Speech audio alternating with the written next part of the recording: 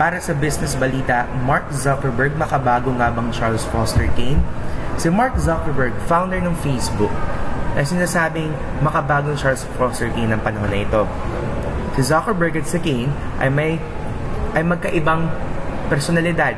Ngunit sa panahon ni Charles Foster Kane, siya ang makapangyarihang entrepreneur. Sa ngayon, ang makapangyarihan ay si Mark Zuckerberg.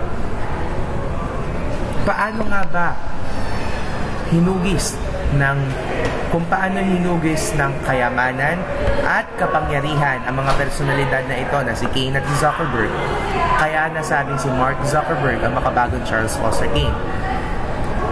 At sa pelikulang Citizen Kane, pinakita na ang Inquirer ay umabot ng 684,123 circulations. At sa pelikulang Social Network naman, makikita natin na pagdiriwan ng Facebook nang mahit nito ang 1 million Facebook users. At makikita na si Mark Zuckerberg ang makabago ring Charles Foster Kane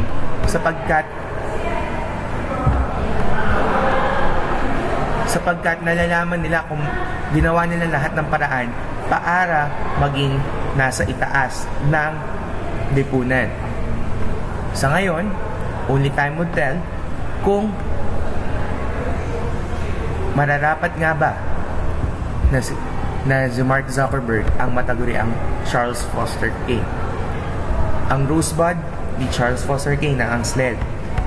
Ito kaya ang Rosebud ni Mark Zuckerberg na i-add siya sa Facebook?